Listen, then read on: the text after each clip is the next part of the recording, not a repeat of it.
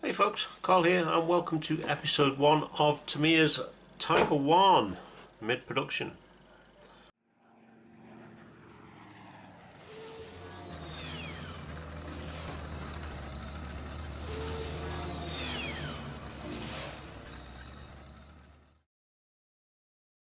Okay folks, so Tiger 1 mid-production.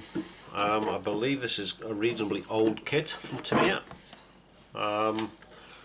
So let's take a quick look at what's in the box. This is by no means supposed to be a review or anything like that, just a quick look of what's inside here. So we have the instructions in the usual fold out. I'm going to change the way these are folded so they act more like a book, like so. Now we can do that, and just keep following the instructions. Nice and easy. So, instructions. Pretty standard layout. Then we have, we're not taking anything out of the bags, we have the tracks. So all individual links. And there are 3 sprues inside that bag. Next we have the lower hull. There's a little bit of detail in there. So there's some detail underneath here, but not a huge amount. So we have a lower hull. Next bag. Next bag we have, looks like the main deck of the upper hull, and we have the turret as well, and the back plate. And we have one of the figures here. 2 heads, 1 figure. Very strange. It must be a body on another sprue. So doesn't look too bad. Can't see much flash. There is a little bit on the figure, but other than that, it's fine.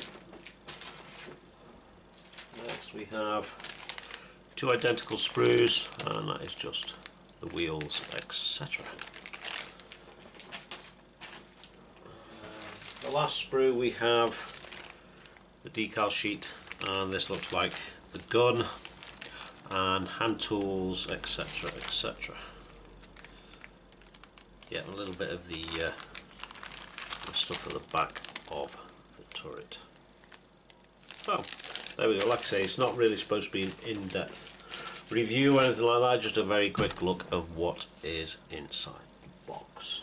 So I'm going to get started building this, and as always, you don't need to see me building it. All as I will do is, if there are any issues or problems, we shall start recording and show you what they are. So, talk to you shortly.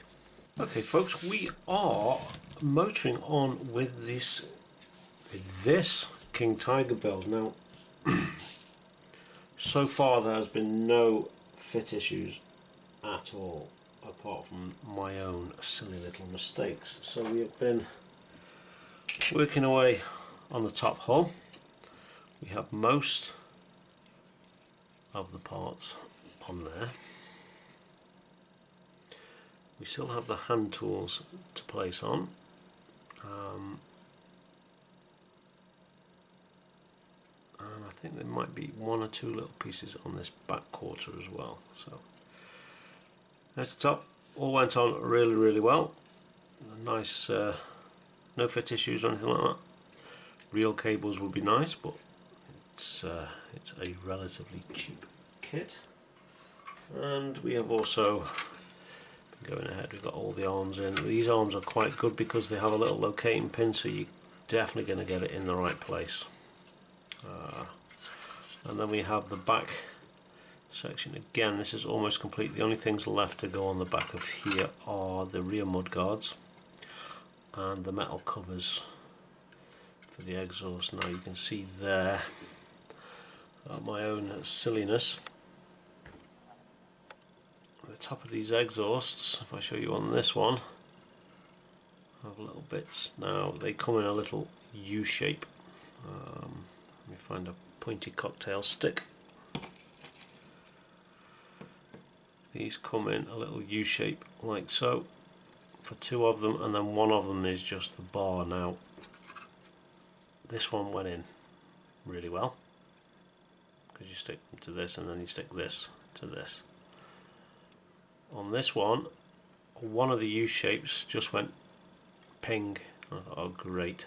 So I picked the second one up to put it in place before looking, and that one went ping as well. Fortunately, one only pinged on my desk and it was easy to find, and the other has disappeared into oblivion.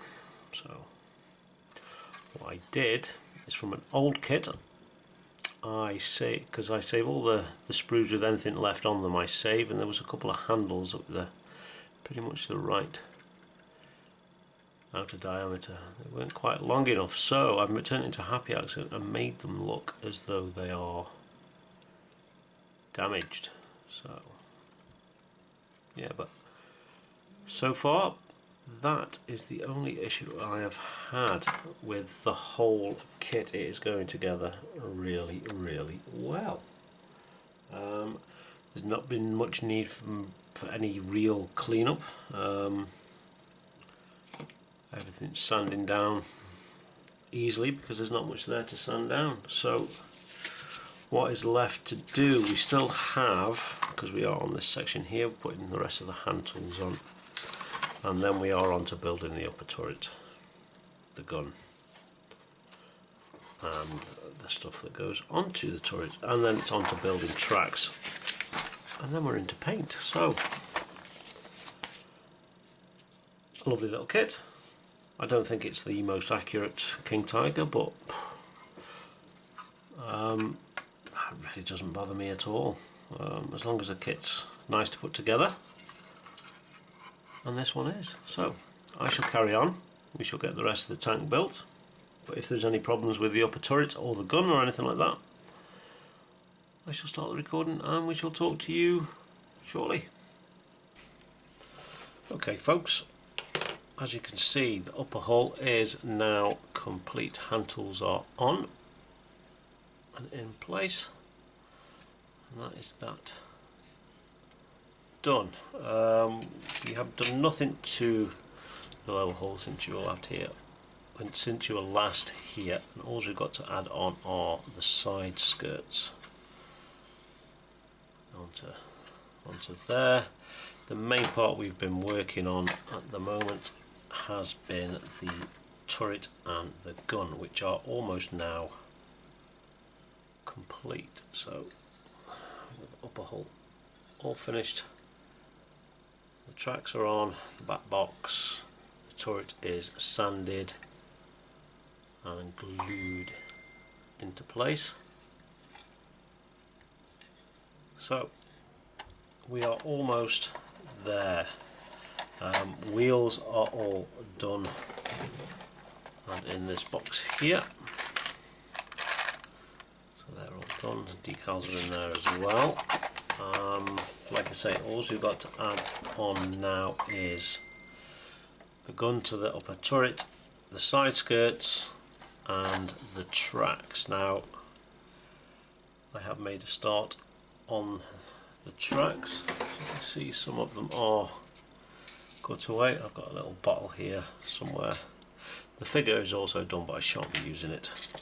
So we started pulling off the tracks, ready to put these together, and same as all the other tracks we've been doing recently, they quite literally just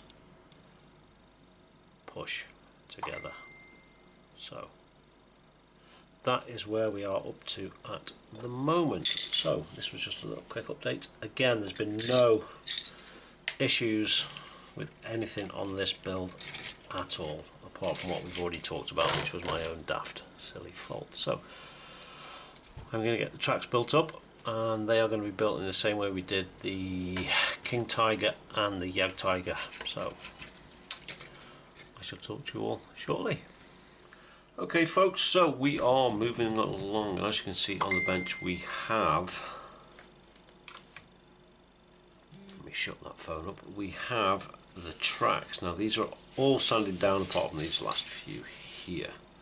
So I think there's about 50 in each cup, thereabouts, 250 track links, almost completely sanded. The tank itself is all ready for priming, so we have the rear exhaust panels are all now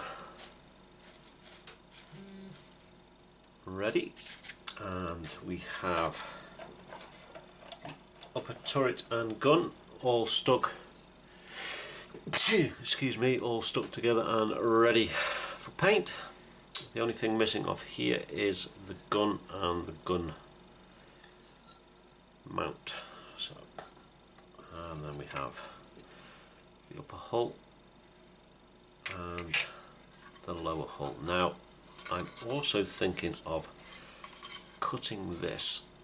If we zoom in just a little bit, I'm going to get in my cutters, and where you see the seam just there, I'm going to get in the cutters in there and actually making a cut, and then we can shape these side skirts a little bit to give them a little bit of damage.